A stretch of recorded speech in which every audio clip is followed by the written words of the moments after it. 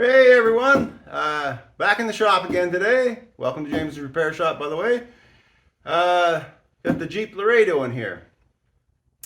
Now, a few things happening with the Jeep Laredo. It needs an axle on this side.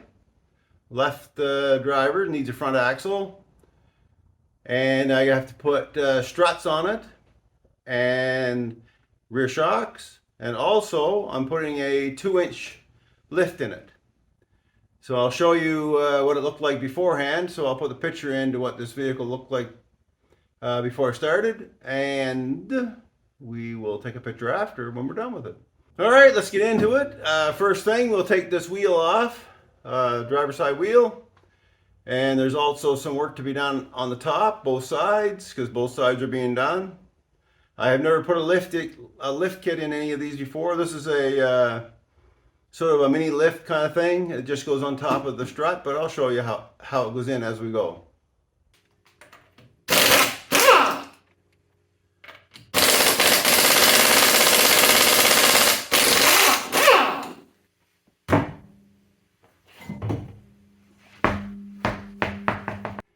Well, as you can see, why the axle needs to be replaced. Might have been able to reboot this and go from there, but it's got a vibration in it. I think that shaft has gotten a fair bit of dirt in it. So that has to come out. So that means all the braking has to come off. And then to get at the struts, this stabilizer link will have to come off. This tie rod end will have to come off. This is the one that I suspect it's being worn. It's a bit more here, this one, yeah. And this fork on the strut has to come off. Let's go up a little bit higher here. Let's see what's going on.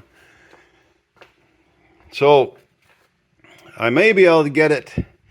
I'm going that far with it. I may be able to do it without dropping the lower control arm off down here. And if I can do it without dropping the lower control arm off, that would be great. But definitely have to drop off the upper control arm. So that's pretty easy to get at. And then there's 4 bolts on the top side of the strut. And like I said, all the brake. So let's take the brake caliper off, hang it somewhere safe, probably in this case on the control arm, because we'll be working on the rest of it. And we'll get the rotor off, and I'll put a little bit of a lube on this because it's pretty rusty. So we get that axle nut off. There we go, calipers off, hung up. 9/16 I use. It's actually a 14 mil, I believe, but 9/16 works just fine. I've got these caliper brackets nuts out. They're 21 millimeter. No problem. They come out pretty good. I was a little concerned they were looking rusty. So we'll get this off. Take the rotor off. And then I'm going to start loosening up some of these. The upper control arm, the fork, and also this stabilizer link. And I'm going to see if I can get it all from there. You'll see a bit of a change. I went ahead and took this whole section right out. The hub assembly and the mounting for the hub assembly with the wheel sensor. And I'll tell you why, because I meant to just take it down and drop it off to the side, turn it off the side. And you can, I take the top one out and this pops up, and you can lean it back far enough to get the axle free of the wheel hub. The problem is you still need to get the wheel hub through the forks. This bolt right here is froze in to the bushing inside of here. So I can't get the forks off. I couldn't get at it with everything in the way. So I just removed the whole thing, but when I started doing the whole thing, I couldn't get the wheel sensor out. So what I did, and I'll just show you, so the wheel sensor was here on the hub, as you remember, and it went up through and back up there, and there's the brackets that it goes on. So there's a plug right here. So you might as well, the way I see it, in case you run into problems, you might as well take that plug off first, move all those cables, and take it off with the whole assembly. I think it's simpler anyway, really. and then you don't risk of damaging the wheel sensor. And I didn't want to damage the wheel sensor. I pried on it a little bit, but that's enough. So it's easier to take that whole assembly off. It's out of the way anyway. And now I'm working on getting this bolt out here. All right, I got everything cleared out of the way. Now I started taking this fork bolt out and the lower bushing. That has become an issue. So I can't get it out. The bushing is torn and ripped. The bolts froze in the bolts froze in the bushing. So the bushing's screwed anyway. So what I'm going to do, I'm going to zip cut that bolt off both sides, and I'll be able to get this fork off and get this strut out of there. But if you're doing this job, you may run into that, so you may want to get some new bolts. I'm going to use 5/8. They're 6 inches long, 5/8 core thread, grade 8 if you can get them. It's actually a metric bolt, but I really don't care at this point because it's just a bolt, and it needs to be replaced, and that's what I can get my hands on. So there you go. So I'm going to cut that out, and I'll get this fork. Once I get that cut off, I'll go up and take those upper nuts off. We'll get this strut out of there, and then we got to switch the horn over, or the fork over, onto the new strut and get the 2-inch lift mounted on there, on top of it. All right, here we go. All right, there she is. That was easy. Zip cut that. Just be careful when you're zip cutting with the thin blades in there. That's a good place that can jam and break the blade. So make sure that it's not going to kick back on the bolt or anything. So like right mine, there's no weight on anything.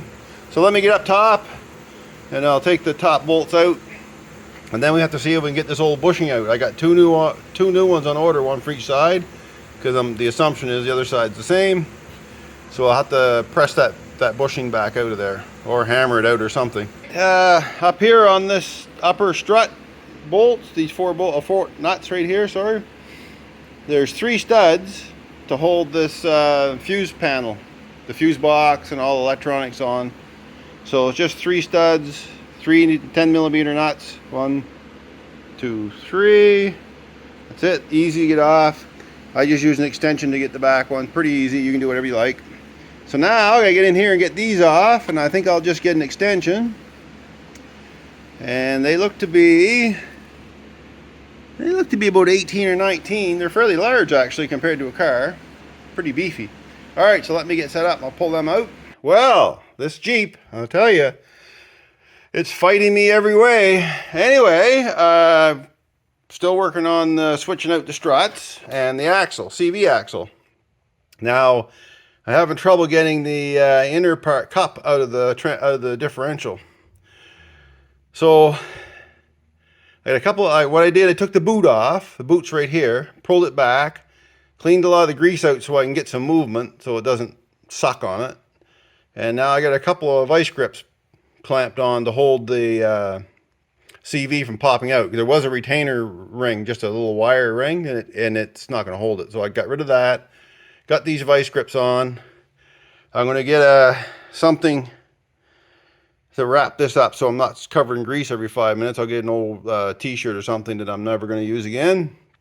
And I'll see if I can use the remainder of the shaft to pull out that inner cup.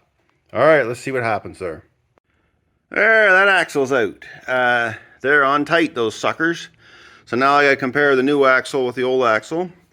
But I wanted to thank the YouTube creators, content creators that put this trick out. Now I forget who I watched. I watched several of them, but I'm going to thank everybody that put it out there, because this vice grip and using the old axle shaft, it worked. It took quite a lot. I got frustrated with it and walked away for a bit, and then I came back, and about 3 snaps with a pull on the handle, and she came right out. So if you get frustrated, take a break. That's all I can say. It works for me sometimes. So what happens here is these rings get locked in. And you can see get my hand out of the way. They cut right in. So they're a little bit maybe large. Whatever, you can't change it. It's what it is. but it's out. So yeah, thanks a lot, guys. Whoever, anybody that had done this as a YouTube video, just in case I did watch yours, thank you very much. It was very helpful. We're down to waiting now. I had to order some bushings, so the bushings are on the way, and it's hot, and I'm just going to take a break. And I got myself a cold snack, and I'm going to call that it for this video. And we'll call it part 1, and then part 2 we'll finish her up. All right, everyone, thanks for watching, and we'll see you in the next one.